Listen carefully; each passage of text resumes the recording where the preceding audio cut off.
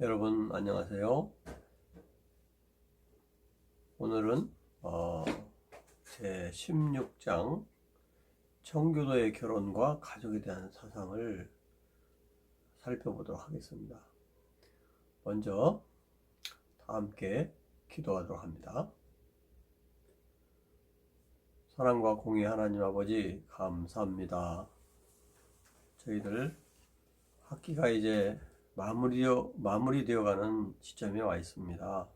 그동안 지켜주심을 감사하오며 우리 모두가 끝까지 이 청교도 연구를 통해서 하나님의 그 신뢰를 깨닫는 저희들 다 되게 하여 주시옵소서. 우리 교회와 우리 각 가정과 이 신학교를 붙들어 주시옵소서. 감사드리오며 예수님 이름으로 기도하옵나이다. 아멘.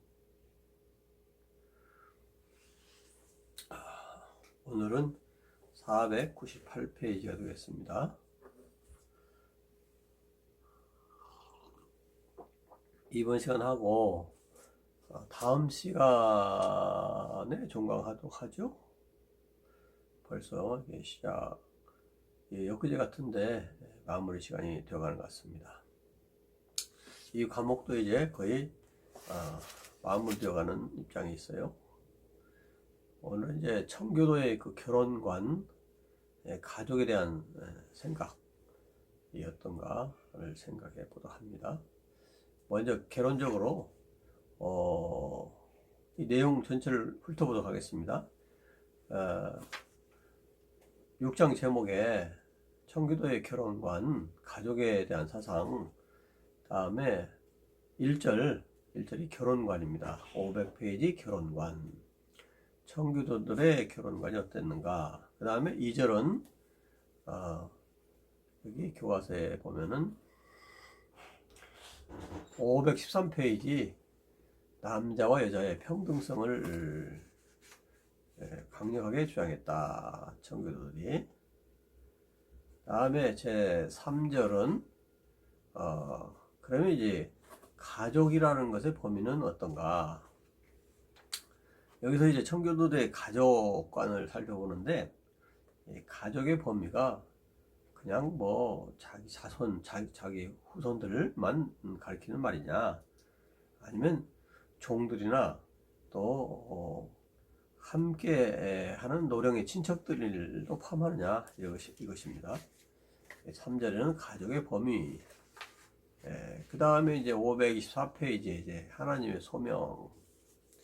청교도들은 이제 소명관에 있어서 뚜렷했다는 것이죠. 가족에 대해서 소명을 어떻게 가졌느냐, 이런 것들을 전체적으로 생각해 보도록 합니다. 그리고 이제 다음 시간에, 마지막 시간에는 이제 청교도의 설교와 전도, 그 다음에 요나단 에드워즈 신앙 부흥, 이것을 살펴볼 텐데, 아무래도 이제 요나단 에드워즈 신앙 부흥에 초점을 넣어서 마무리 시간을 갖도록 하려고 합니다. 자, 그러면 오늘 제 16장 청교도의 결혼과 가족에 대한 사상. 자, 청교도들은 고독한 금욕주의자였다, 이렇게 말하는 사람이 있습니다. 청교도들이 과연 고독한 금욕주의자였는가? 잘 살펴보면 그렇지 않다는 것이에요. 청교도들은 고독하지도 않고 금욕주의자도 아니었다는 것이죠.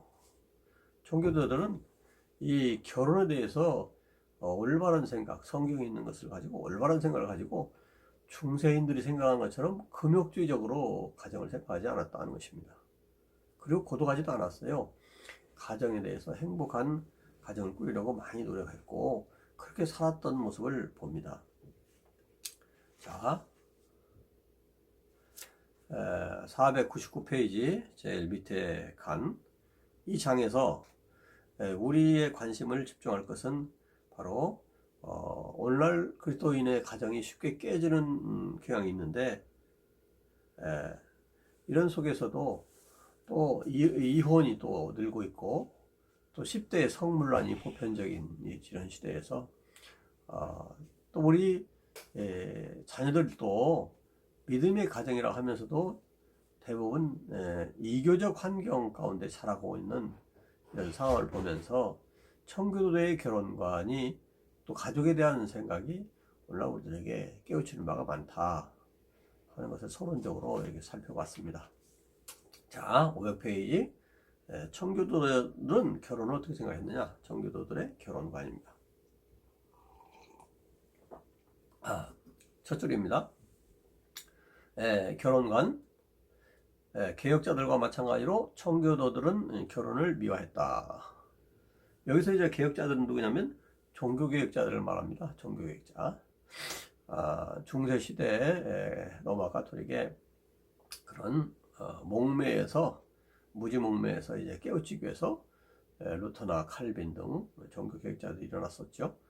종교개혁자들은 이제 크게 나눠서 루터나 쯔빙글리를 종교개혁 1세대, 또 그 바로 이어서 이제 칼빈, 블링거 이런 사람도 종교개혁 2세대 이렇게 말하기도 하고, 또 1세대 2대 합해서 그냥 종교개혁자들의 시대 이렇게 말하기도 합니다.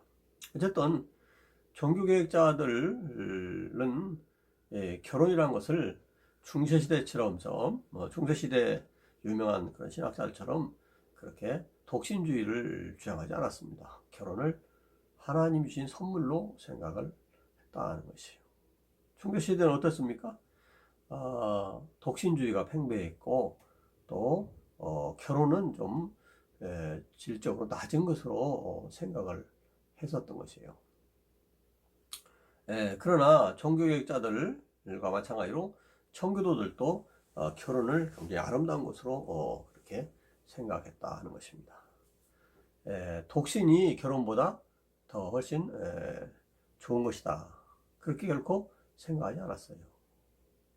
결혼은 주님의 사명으로 생각하고, 독신주의가 아니면 무조건 다, 독신이 아니면 무조건 독신의 은사가 아니면 결혼하는 것으로, 결혼은 하나님의 축복으로 생각을 했다고 하는 것입니다. 여러분, 중세시대 때에 이제 토마스 아퀴나스라는 대신학자가 있는데, 이 신학자가 독신 사상을 굉장히 강조를 했어요. 이것은 이제 토마스 아퀴나스뿐만 아니라 거의 모든 중세시대의 신학자들은 결혼은 독신보다 좀 덜 아름다운 것이다. 독신이 굉장히 그 높은 위치에 있다, 이렇게 생각했던 것이에요. 501페이지. 이런 그런 토마스, 중세시대의 토마스 아퀴나스 같은 사람, 대부분의 이제 신학자들이 독신을 높이고 결혼을 낮췄던 것은 사실은 초대교회 때부터도 그랬다는 것이에요.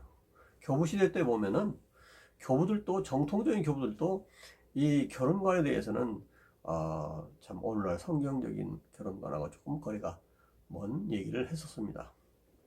자, 이 중세시대 때 토마스 아퀴나스 이전에 이제 그들에게 영향을 많이 끼쳤던 초대교회 교부들 한번 살펴보도록 합니다. 501페이지 중간에 크리소스톰이라는 분이 계세요. 초대교회 동방교회 교부 중에 유명한 분이죠. 이 크리소스톰도 그랬고, 그 다음에 이제 그 밑에 줄 보면 어거스틴 서방교회 유명한 교부죠. 또 그 다음에 그 밑에 줄에 보면 오리겐이라는 사람도 결혼에 대해서 긍정적으로 생각하지 않았어요. 또 그 밑에 한 34줄을 보면은 리사의 그레고리 동방교회 교부인데, 이분도 아담과 하와가 성욕이 없이 창조됐고 타락이 없었다면 식물이 증식하는 그런 방법으로 인간은 번성했을 것이다, 이렇게까지도 주장했던 것입니다. 제일 밑에 칸입니다. 교부들의 이런 사상들은 사실은 그리스 로마 시대 이전에 있었던 그리스 로마 시대에 좋지 않은 그런 결혼 풍습들, 또 성적 관계, 이런 것에 대한 반대의 사상으로 이게 또 사실은 발전된 것이다. 그리스 로마 시대의 문화는 결혼이나 성적 관계가 그렇게 아름답지 못한 것이었습니다. 남성의 주장을 했고, 여성은 참 하찮시 여기는 그리고 성적인 놀이개, 이런 식의 개념이 많이 있었어요. 거기에 반대해서 이제 교부들은 그렇게 하는 결혼보다는 이제 독신으로 사는 것이 훨씬 낫다, 이렇게 생각했던 것이고, 이것이 중세시대 와서도 역시 결혼을 그렇게 독신보다도 낮은 차원으로 얘기를 했던 것이에요. 자, 그런데 종교개혁 시대에 이르러서 개혁자들 루터나 칼빈이 이런 것에 대해서 개혁을 했고, 또 이어서 청교도들이 바른 사상으로 결혼관을 가졌다 하는 것입니다. 자, 청교도들의 그 결혼관, 첫째로는 결혼은 하나님 주신 선물이다. 독신의 은사를 주장했던 중세시대와는 다른 거죠. 하나님 주신, 인류에 주신 최고의 선물 중에 하나가 결혼이다 하는 것입니다. 여기 보면 이제 낙원에서 제정된 것이다. 하나님이 지으신 것이다. 청교도들은 결혼이 차선책이 아니라 하나님이 계획하신 바와 같이 인간의 이상적인 삶에 속한 것이다, 이렇게 결혼을 높였던 것입니다. 그 다음에 두 번째로, 이들은 이제 결혼을 성경적으로 진술을 했습니다. 초대교회 교부들이나 또 중세시대 때 교부들은 결혼이라는 것을 성경적으로 진술한 것이 아니고 이때까지 내려온 전통에 의해서 이런 생각들을 가지고 있었던 것이에요. 그러나 종교개혁자들에 이어서 이제 그 청교도들은 성경적으로 결혼을 생각했던 것이에요. 여기 보면 이제 다음 페이지 보겠습니다. 503페이지. 창세기 2장 18절에 있는 말씀, 성경에 있는 말씀, 사람이 독처하는 것이 좋지 못하니 하면서 하나님이 결혼 제도를 만드셨다 하는 것입니다. 그래서 이 결혼이라는 것의 설립자는 하나님이시다. 처음부터 독신의 은사를 인간에게 준 것이 아니다 하는 것이에요. 여러 이제 보면은 이제 그 503페이지 제일 밑에 칸에 보면은 이제 대표적인 웨스트민스터 신앙 고백, 청교도들의 이제 신앙 고백이라 할 수 있는 웨스트민스터 신앙 고백에 보면은 이런 얘기를 합니다. 결혼은 남편과 아내의 상호 도움을 위해 적법한 자녀로 인류를 증가시키고 거룩한 씨로 교회를 증가시키기 위해서, 그리고 부정을 방지하기 위해서 제정됐다. 이렇게 대표적으로 신앙 고백에 나타나 있습니다.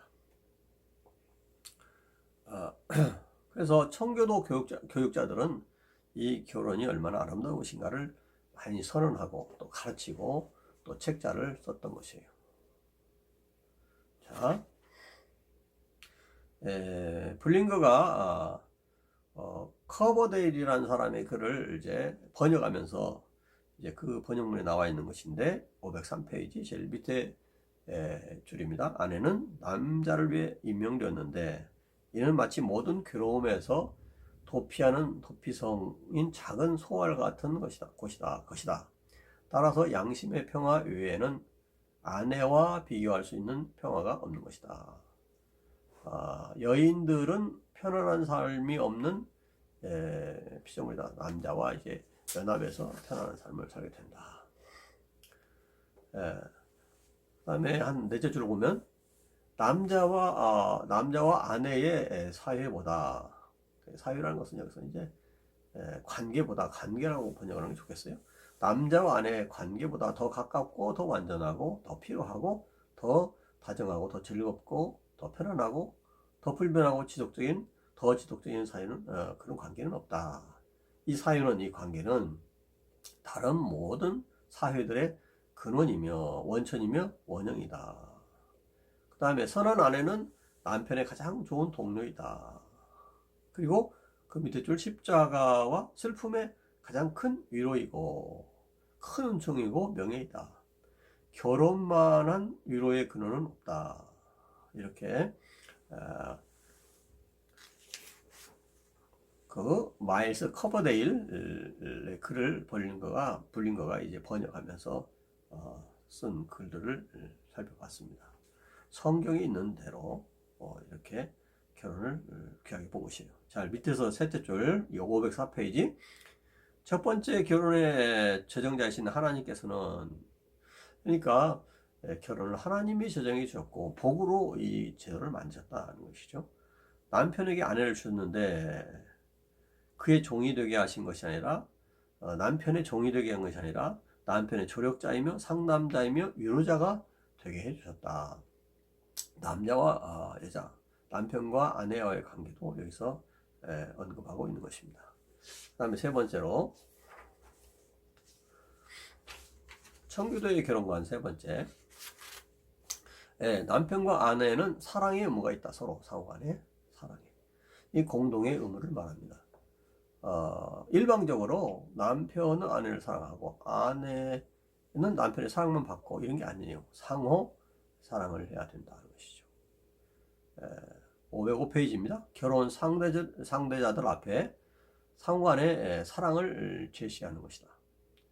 매튜 헨리라는 주석가, 매튜 헨리 주석이라고 우리가 간편 주석도 있고 전권도 나오고 이렇게 두 종류가 다 나오는데, 마태 헨리 혹은 매튜 헨리 주석 유명하죠. 창세기 2장 22절 주석에 보면 이렇게 말합니다. 여자는 아담의 옆구리에 갈빗대 하나로 만들어졌다. 아담보다 높아지기 위해서 그의 머리로 만드는 것이 아니다. 아담이 머리털 하나 뽑아가지고 여자를 만든 것도 아니죠. 그 다음에 그에게 밟히기 위해서, 남자에게 밟히기 위해서 발 쪽에 있는 어떤 뼈 하나 빼가지고 만든 것도 아니다. 오히려 동등하게 보호받고 심장 가까이에서 사랑받기 위해서 옆구리에 뼈를 빼가지고 만드신 것이다. 그러므로 남편은 끊임없이 양심적으로 그리고 자발적으로 아내에게 사랑을 베풀어야 된다. 이렇게 주석을 했습니다. 이 매튜 헨리 주석이 참 유명한 주석이죠. 그러니까 남편과 아내는 서로 사랑의 의무가 있는 것이다. 남편 아내를, 아내는 남편을 공동의 의무로 사랑을 성경에 있는 대로 이렇게 설명한 것입니다. 남편과 아내의 공동 의무는 다음과 같다. 요 글은 이제 리차드 백스터의 글입니다. 505페이지 제일 밑에 칸, 리차드 백스터의 글. 남편과 아내의 공동의 의무는 다음과 같다. 1. 완전히 서로 사랑하라. 완전히 서로 사랑하라. 두 번째, 함께 거하며 서로 즐기라. 세 번째, 특별히 서로의 구원의 조력자가 되라. 네 번째는 모든 분쟁을 피하고 고칠 수 없는 서로의 약점들을 참으라. 다섯 번째, 부부의 순결과 정절을 지키고 무리한 행동을 피하라. 부당한 질투를 버리라. 여섯 번째, 서로 자신의 짐을 지우는 것을 도우라.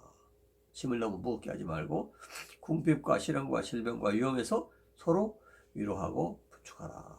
이렇게 이제 그 좋은 사랑의 관계를 리차드 백스터는 글로 썼던 적이 있었습니다.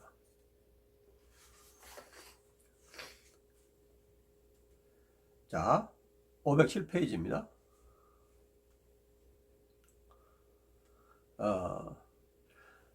이 청교도들은 이제 긍정적인 현실주의적으로 결혼을 생각했는데, 그들이 결혼 관계의 이해를 위해서 성경에서 그 근원을 찾았다 하는 것, 우리는 중요하게 생각해야 됩니다.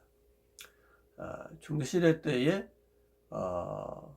또 초대교회 교부들, 이 사람들이 그 성경에서 근거를 찾다기보다는 그 당시에 그리스 로마 시대의 그 무분별한 그 결혼 풍습에 반대해서 이제 그 당시 사회적인 것에 반대해서 독신을 더 높였던 것이고, 성경에 독신도 높이지는 않습니다. 독신은 은사 중에 하나고 일반적으로 결혼을 하나님의 축복으로 말하고 있는 것입니다. 그것을 종교개혁자들이 발견했고, 이제 청교도들이 또 이어서 계속 그것을 발견하고 발전시켰던 것입니다.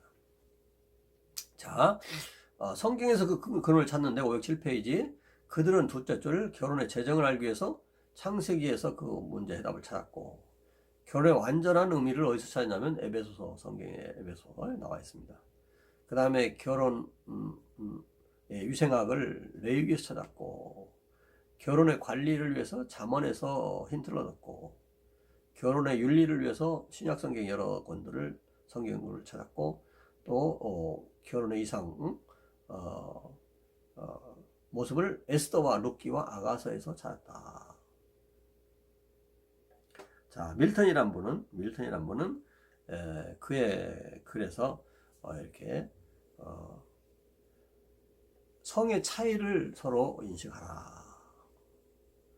두 번째, 결혼의 사랑의 찬양적 기원을 알아라.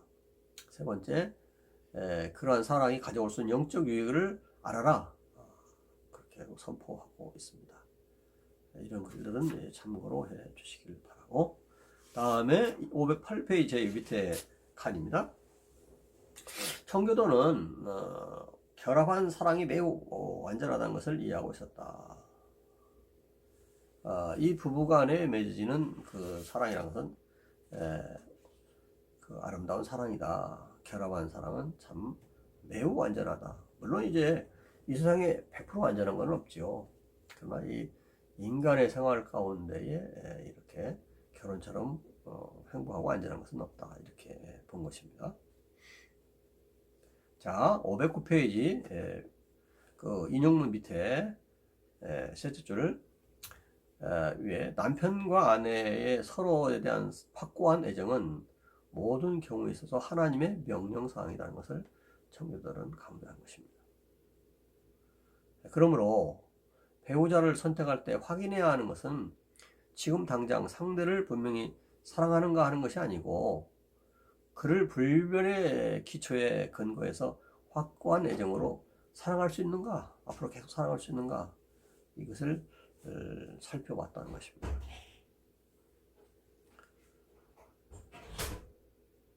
자, 제일 밑에 칸입니다. 뉴잉글랜드로 간 케임브리지 청교도 토마스 후커는, 이게 무슨 말이냐면, 뉴잉글랜드라는 것은 새 영국이다 그 말인데, 이것은 이제 미국에 있는 한 도시입니다. 그 잉글랜드, 영국에서 이제 퓨리탄들이, 청교도들이 미국으로 건너가서 자기 고향과 같은 그런 도시를 만든다 해서 뉴 잉글랜드라고 만든 것이에요. 이건 미국에 있는 땅입니다. 뉴 잉글랜드로 간 케임브리지, 영국 케임브리지 지방의 청교도 토마스 후커는, 이번에 이제 원래는 영국에 있다가 이제 미국으로 갔다는 거죠.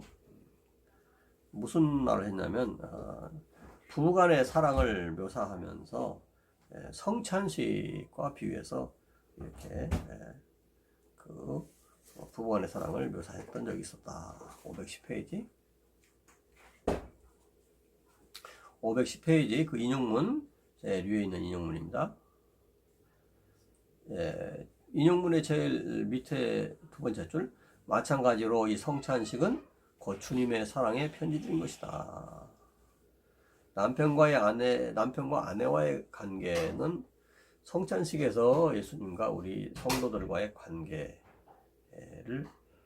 빗대는 것으로 설명을 하고 있습니다. 그러면서 밀접한, 주님과 우리 성도들이 참 하나가 된 것처럼 남편과 아내도 영적으로 하나가 되는 귀한 관계를 이루고 있다는 것을 성찬식에 비유해서 말을 하고 있습니다. 자, 511페이지 그 검정글씨 첫 번째 줄입니다. 청교도들은 주님에 대한 사랑이 가장 먼저 되어 있어야 하고, 그 다음에 인간의 사랑은 주님의 사랑을 양육하고 빗나가게 하지 않을 동안에만 구현되는 것이라고 주장했지만, 부부간의 사랑은 참으로 열렬하고 강해야 한다고 그렇게 가르쳤던 것입니다. 물론 주님에 대한 사랑이 첫째고, 둘째는 인간에 대한 사랑인데, 부부간의 사랑이 참으로 대표적인 것이다. 부부간의 사랑은 열렬하고 강해야 된다. 이렇게 그렇게 생각했다는 것이에요. 그들은, 여기 중요한 말이죠. 그들은 비록 자제는 했지만 결혼 생활에 있어서 이제 그런 성적인 관계가 있는데 자제는 했지만 억제는 하지 않은 사람들이었다. 이렇게 억제한다는 건 뭐예요? 억제한다는 것은 고독한 금욕주자들이 하는 거죠. 남편과 아내의 관계는 억제가 아니라 자제다.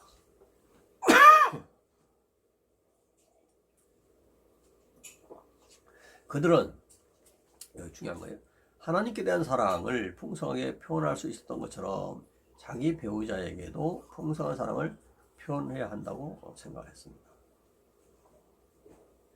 자, 윌리엄 구지라는 분이 계세요. 윌리엄 구지는 다음과 같은 책망을 한다.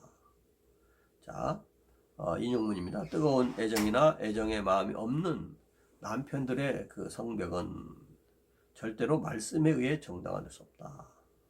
하나님의 신실한 성도들은 애정이 없는 수토화 철학자들이 아니다. 아내를 독특한 방식에 의해 자신들과 어울리지 않는 것처럼 생각하지도 않는다. 왜냐하면 아내를 즐거워한다는 것은 결혼 상황에 관련된 특권이기 때문이다. 자, 제일 밑에 줄입니다. 청교도 설교자들은 잠언 5장에 있는 말씀을 부단히 사용했다. 내가 젊어서 취한 아내를 즐거워하라. 512페이지.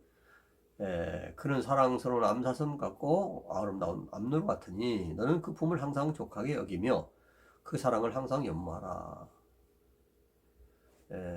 청교도들은 오늘날 흔히 생각하는 부부간의 성욕으로만 생각하는 그런 생각을 하지 않았습니다. 물론 부부간의 성적인 교제는 당연한 것이죠. 그런데 그 이상의 것들이 청교도에게는 있었다. 밑에 보면 자, 밀턴의 글입니다. 밀턴의 글. 파라다이스 로스트. 파라다이스 로스트. 이 뭡니까? 신라곤이라는 책이죠. 우리가 잘 알고 있는 신라곤. 파라다이스 로스트. 파라다이스 낙원. 로스트. 실종됐다, 잃어버렸다, 잃어버린 낙원, 뭐 그런 뜻인데, 범죄한 후의 인간의 모습을 쭉 소설화한 것입니다. 그 밀턴이 라파엘 천사와 대화하면, 이제, 라파엘 천사의 대화 장면에서 이렇게 이제 표현한 거예요. 사랑하는 건 좋지만, 정욕은 안 된다. 참된 사랑은 거기 있지 않다. 올바른 사랑, 정욕에 치우친 사랑 아니고 올바른 부부 사랑으로 가져야 된다. 부부간의 성관계가 전부이거나 중심적인 것은 아닙니다. 그러나 부부간의 사랑은 부부간의 성관계는 부부간의 사랑이 있어서 필요불가결하고 중요한 표현인 것입니다. 그것이 없다면 부부간의 사랑은 불완전한 것이 된다. 부부간의 성관계는 기본이죠. 그리고 그 이외에 이제 여러 가지 것들이 더 추가되어 있는 것이죠. 그래서 설교자들은 이 점에 있어 부부 어느 편도 자제할 필요가 없다. 자제할 필요가 없다. 아름다운 사랑을 서로 표현하는 것은 그런 타락한 모습이 아니다. 물론 이제 그런 성적인 관계가 그런 추악한 상태로 가는 것은 그런 올바른 것은 아니죠. 그 다음에 이제 첫 번째로 살펴본 것은 이제 그때 결혼관을 살펴봤고, 이번에는 이제 청교도대 결혼관 속에 이제 남자 여자가 평등하다는 생각, 이것이 확실히 드러나 있다는 것입니다. 대부분의 이제 초대교회나 중세 시대에는 이제 남성우위 사상들을 가지고 있던 시대였습니다. 그래서 다체줄을 보면 아퀴나스와 중세 신학이 대체적으로 여성에 대해서 낮은 평가를 했던 것이고, 종교개혁 이후에도 한동안 그런 생각을 가진 사람이 많았는데, 종교개혁자들은 사실은 남성 주도를 말하면서도 이제 여성을 비하하지는 않았다는 것입니다. 자, 여기 513페이지 중간 밑에 보면 밀턴의 말을 가운데 남성은 하나님을 위한 존재이고 여성은 남성 안에서 하나님을 위한 존재이다 라는 말에 암시된 남성 주도의 정당성을 확인한 4가지 논증이 있었다. 예, 이제 청교도들도 이제 남성 주도라는 것은 분명히 말을 하고 있습니다. 첫 번째는 창조의 기사에서 인간을 먼저 아담부터 만드시고 그다음 나중에 하와를 만드셨다. 그래서 먼저 만든 것은 남성이다. 두 번째 논증은 타락기사에서 볼 때 여성이 이제 그 먼저 죄를 범하고 남자에게 죄를 범하도록 이렇게 권면했다는 거. 그래서 여성이 먼저 타락했다는 거. 세 번째 논증은 그리스도와 교회와의 관계가 있는 것처럼 남자는 아내가 순종해야 할 머리라. 이런 바울의 말을 통해서 남성 우위를 이렇게 주장했고, 네 번째 논증은 이제 본성이 너희 그렇게 가르치지 않느냐, 이런 고린도서 11장에 있는 말씀을 근거로 해서 남성이 여성보다 이제 높다, 뭐 이런 식으로 이렇게 생각은 했지만 514페이지 중간 좀 위에, 그러나 청교도들은 아내의 기능상의 종속은 말을 했지만 아내는 기능적으로는 남편에게 종속됐으나 기능상의 종속을 전제적으로 말했지만 인격 면에서는 남성과 여성이 하나님 앞에 동등하다고 분명히 믿고 있었다. 이것은 성경에 기초한 것이었다. 여러분, 오늘날 우리도 남성과 여성, 오히려 요새는 뭐 여성 상위 시대 이렇게 얘기하는데 여성 상위 시대란 말은 있을 수 없는 편이고, 남성과 여성이 기능상으로는 여성이 종속되는 것이 있긴 하지만 인격 면에서는 남성과 여성이 하나님 앞에 동등하다. 이것을 오늘날 우리는 확실히 믿어야 되겠습니다. 이것이 청교도의 사상들이었어요.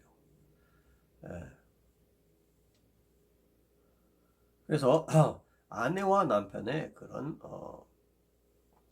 인격적인 동등성을 분명히 청교도는 강조했다 하는 것입니다. 여기 그 인용문에 보면은 로버트 볼턴은 이에 대해 강력하게 주장한다. 암브로스와 마찬가지, 암브로스가 말한 바와 같이 영혼에게는 성이 없다. 그 암브로스 초대교회의 그 어거스틴의 스승이죠. 암브로스 교부가 말할 때 영혼에게는 성이 없다. 남성이나 여성이나 그 영혼은 무슨 성이 있겠습니까? 육체의 성이 있죠. 다 하나님 안에서 다 동등하다. 인격적인 면에서는 동등하다. 이것을 이렇게 표현한 것입니다. 515페이지. 자, 중간에 이런 사상들은 힌두교와 이슬람교에서 전혀 있지 않는 긍정적인 표현들이다. 힌두교와 이슬람교의 여성의 위치를 생각해 보십시오. 남편의 종속 중의 종속, 종속 중의 종속. 남자와 여자가 평등하다는 생각이 전혀 없습니다. 성경의 진리만이 남자 여자의 인격적인 동등성을 분명히 가르치고 청교도는 이것을 확실히 얘기를 했던 것입니다. 자, 그 다음에 이제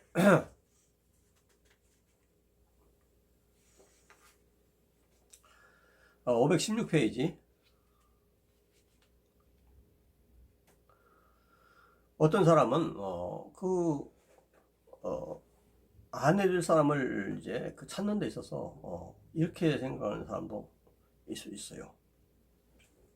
아브라함의 종이 했던 것처럼 그런 것을 모범으로 삼아 표적을 찾는 것은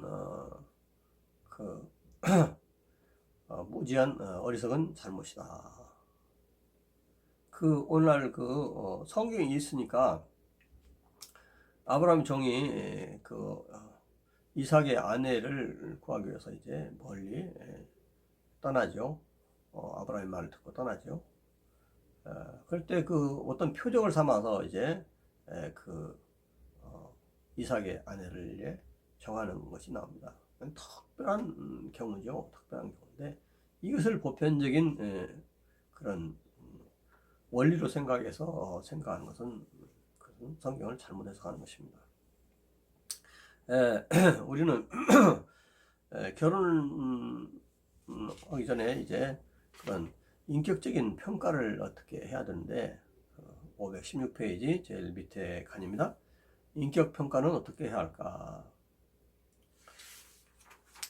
청교도들이 했던 것입니다. 바람직한 반려자에 대한 소신을 형성하는 현명한 방법은 그 여인이 혹은 그 남편 될 사람이 사람들에게 어떤 평판을 받는가 이런 걸 수집하고 사람들 앞에서 어떻게 행동하는가, 어떻게 옷을 입고 어떻게 대화하는지 관찰하고 어떤 사람을 친구로 보는지, 친구로 삼고 있는지 이런 걸 잘 살피는 것으로 인격평가의 기준으로 삼았다 하는 것입니다. 자, 517페이지 넷째 줄, 서로 관찰할 필요가 있다. 청교도들은 영적인 그런 상황들 잘 살펴봐서 결혼을 했다고 하는 것입니다.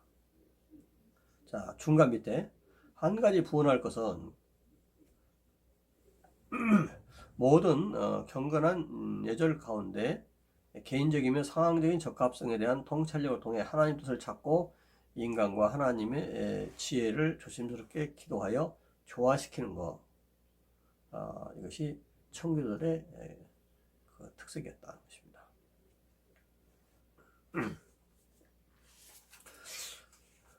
자, 518페이지 제일 밑에 칸입니다. 그리스도인들 중에서도 결혼이 불행하게 깨어지는 일이 오늘날 현실적으로 많이 일어나고 있습니다. 그리고 또 재혼하고, 물론 이제 특별하게 어쩔 수 없이 하는 경우도 있겠지만 너무 쉽게 결혼하고 너무 쉽게 이혼하는, 또 재혼하는 그런 것들은 우리가 잘 성경에 비춰봐서 판단해야 될 줄로 압니다. 결혼이 불행하게 깨어지는 것이 물론 청교도 시대에도 있었습니다.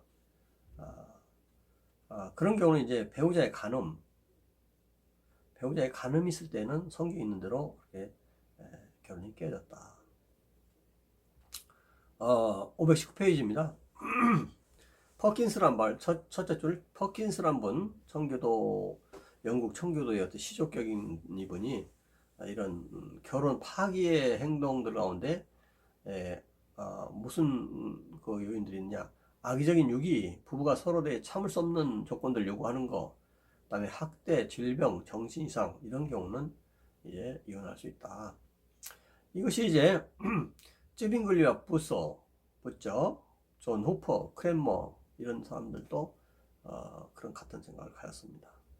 그러나 이제 다음 페이지 519페이지 루터나 칼빈 배자는 이런 발전된 주장을 하지 못하고 이제 개론적인 얘기만 그렇게 말을 했습니다. 고의적인 유기를 당할 때 무죄한 쪽에서 이혼과 재혼을 할 권리를 줄 수 있다고 허용했다는 것입니다. 그러니까 이제 루터나 칼빈 배자보다도 이제 퍼킨스, 그 다음에 쯔빙글리 부서, 존 후퍼, 크랜머 이런 분들은 더 구체적인 그런 결혼이 깨어지는 경우들을 제시를 했다 하는 것이죠.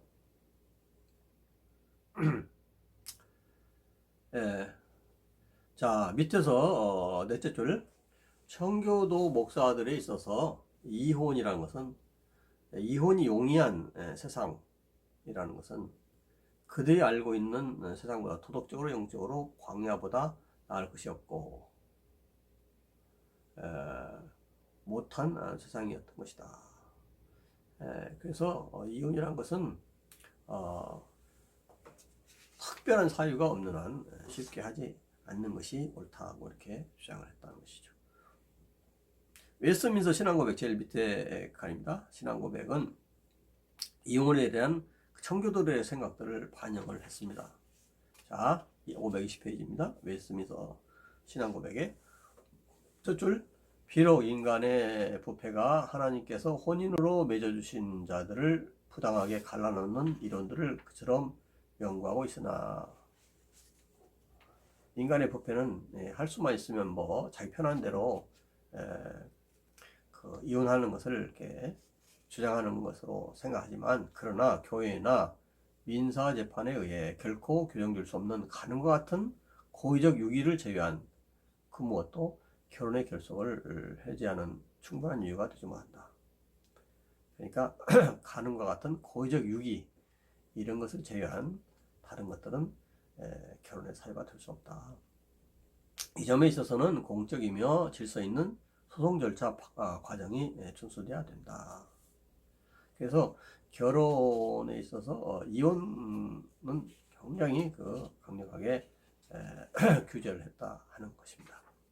그 다음에 가족의 범위, 결혼에 대해서 쭉 얘기를 했고, 그 다음에 청교도들은 이제 가족은 어떤 범위를 갖고 있느냐, 그냥 뭐 부모와 자식 간에만 이제 가족이냐, 아니다는 거예요. 좀 폭넓게 생각했다는 거예요.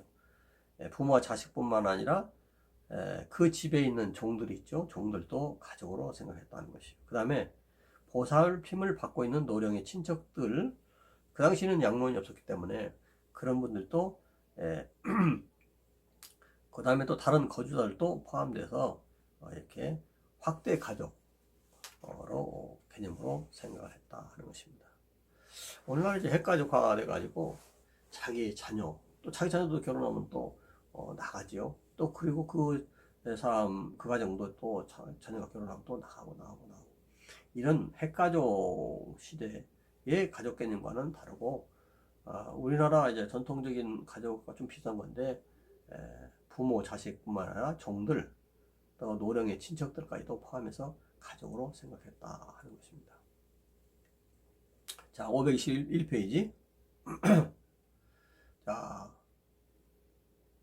넷째 줄 끝에, 그러므로 여러분의 가족 가운데 하나님의 통치를 유지시켜라. 거룩한 가족은 특별히 세상에서 신앙의 유익을 보존하는 자들이 되어야 된다. 그리고 청교도는 가족에 대한 이런 좋은 생각을 갖도록 운동을 벌이기도 했는데, 이 가정을 갖다가 가족으로 구성된 이 가정을 갖다가 작은 교회라고도 생각을 했던 것입니다.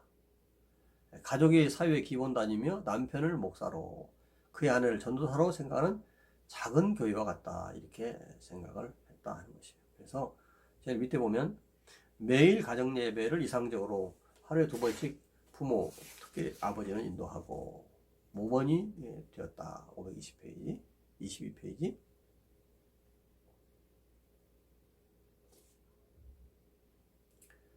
자,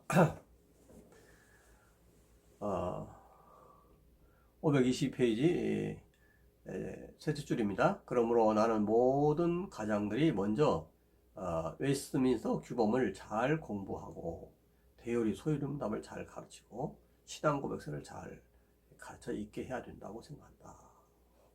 이렇게 이제 청교도들은 이제 웨스트민스터 문서들을 가정 교육에 잘 선용했던 것입니다. 자, 중간 밑에 보면 데이비스라는 분, 가이우스 데이비스라는 분은 청교도의 자녀 양육의 이상들을 다음과 같이 훌륭하게 요약한다. 설교자들은 사랑이 모든 부모의 의무의 근원이라고 생각했다. 그러나 자녀들을 버릇없게 만들면 안 된다. 쭉 보면 특히 자녀의 어린 시절 동안 그 영향력이 어머니의 모범에 굉장히 영향이 크다. 교육은 가능한 빨리 시작해야 한다. 교육이 철저하게 이루어져야 하지만 경건은 지식보다 중요하다. 어떤 지식 위주로 자녀를 키우는 게 아니고 경건한 마음으로 자녀를 키워야 된다 하는 것입니다. 좀 밑에 5줄. 그러므로 경건의 씨앗은 초기에 심어야 한다. 이렇게 청교도의 자녀들에 대한 자세는 현대인의 자세와 달랐다. 현대인은 자녀 회심이 극적인 회심이 될 것으로 기대한다.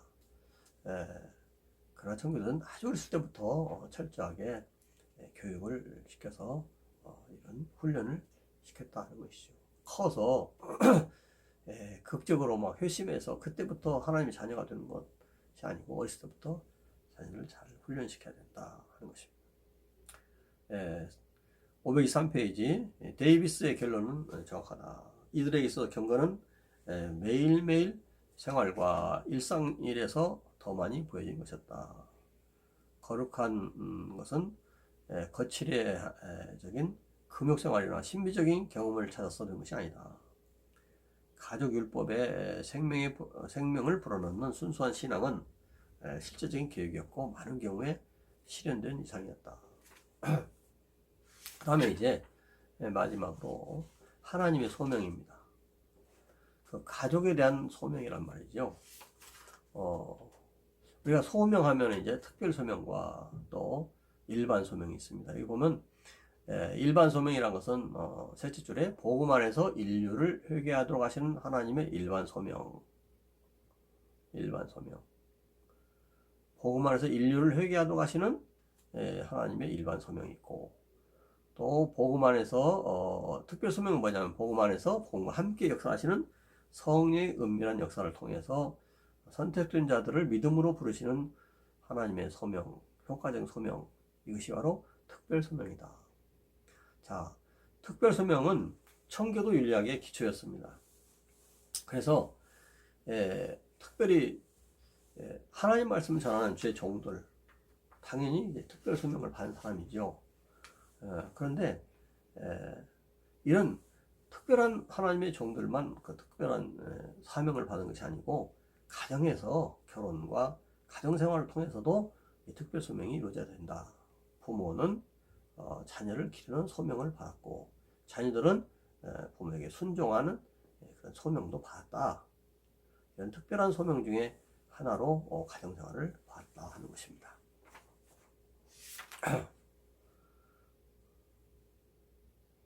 자, 526페이지 중간 부분. 청교도의 가족생활이 이론과 실제 모두 있어서 무정하고 조직적이고 율법적이고 압제적이라고 종종 생각하는 사람도 있는데, 그것은 사실이 아니다. 청교도의 가족생활은 사실은 첫째로 신앙을 의무에 대한 종사로 생각하였고, 가장 훌륭한 그리스도인은 가장 훌륭한 남편이고, 가장 훌륭한 아내이고, 가장 훌륭한 자녀이고, 가장 훌륭한 관리이자 가장 훌륭한 백성이 되어야 한다고 생각했습니다. 두 번째, 청교도 교육자들은 어떻게 생각하냐? 가족생활을 그리스도인의 사랑과 기쁨이 충만하고 자유롭게 표현되는 것이다. 그래서 가족에서 질서를 잘 지키고 살아가는 것은 하나님의 귀한 소명을 이루는 방편이다, 이렇게 생각했던 것입니다. 527페이지. 오늘은 조금 이제 빨리 마치도록 합니다. 첫째 단,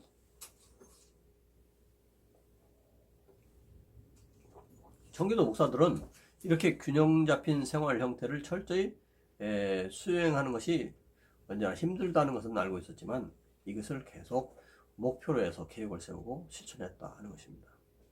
여러분, 청교도들처럼 오늘날 이렇게 균형 잡힌 생활 태도를 계속 오늘날 시대에 유지하기가 참 힘듭니다. 청교도들 시대에도 마찬가지예요. 모든 인간사에서 편리 위주로 흘러가는 것이 그런 일반적인 얘기지, 청교도처럼 시대를 거슬러 올라가면서도 하나님 말씀 따라 살려고 하는 그런 것들은 힘든 일이에요. 그래서 청교도들도 보면은 그게 3대, 4대 가다가 이제 청교도 무리들이 이제 사라지는 것이 나타납니다. 흐려지는 거예요. 그렇지만 이제 계속 그 연면이 이제 우리나라에도 이제 청교도 신앙을 가진 선교사들이 와가지고 전파해서 우리나라도 초기 때에 청교도적인 생활을 우리 기독교 신자들이 했던 것을 볼 수 있습니다. 오늘날은 많이 이제 변모되고 타락한 분이지만, 그러나 오늘날도 균형적인 생활 태도를 청교도들의 예를 통해서 우리가 자꾸 추구하는 거, 그것을 공부하면서 우리가 그런 것도 이렇게 자꾸 본받는 것도 우리에게 귀한 일이라고 생각을 합니다. 청교도들이 이렇게 제일 밑에 다섯째 줄, 그러나 청교도의 방법은 공적 소명과 가정의 소명을 모두 하나님께서 주신 것으로 인정하고, 그 다음에 빈틈없고 세련되게 시간을 사용함으로 두 가지 요구를 모두 충족시키는 삶의 형태를 찾았던 것처럼 오늘날 우리도 그렇게 해야 될 것이다. 청교도들의 방법과 똑같은 방법으로 오늘날 우리가 실시할 수는 없지만 청교도의 방법에서 우리가 힌트를 얻어서 오늘날 우리에게 적용할 수 있는 지혜를 찾는 것은 대단히 중요하다 하는 것입니다. 그래서 하나님의 소명으로 가족 생활을 생각했다 하는 것은 청교도들이 취한 대단히 귀한 가족에 대한 사상이었다 하는 것입니다. 오늘 이제 이상으로 이제 오늘 수업을 마치겠는데 핵심적인 것은 결혼관, 남녀의 평등성, 가족의 범위, 하나님의 소명이 나타난 청교도들의 결혼과 가정에 대한 사상을 짤막하게 살펴봤습니다. 우리 가정 모두도 청교도들과 같은 똑같은 방법으로는 할 수는 없지만 원리를 발견해서 가정을 이끄는데 부모로서 또 교육자로서 힌트를 얻고 이걸 잘 활용할 수 있는 지혜가 있었으면 좋겠습니다. 여러분 오늘 수업을 들어서 감사하고 이제 다음 시간에 이제 마지막 시간이 되겠어요. 조금 수업을 빨리 마치도록 하겠습니다. 여러분 그동안 수업을 듣느라 수고하셨는데 마지막으로 박차를 가해서 마지막 부분을 좀 예습을 해오고 아무래도 이제 제 19장 요나단 에드워드와 신앙 부흥을 중심으로 해야 될 것 같습니다. 그렇게 기대하시고 예습을 좀 했으면 좋겠습니다. 여러분 감사합니다. 안녕히 계십시오. 예습을 좀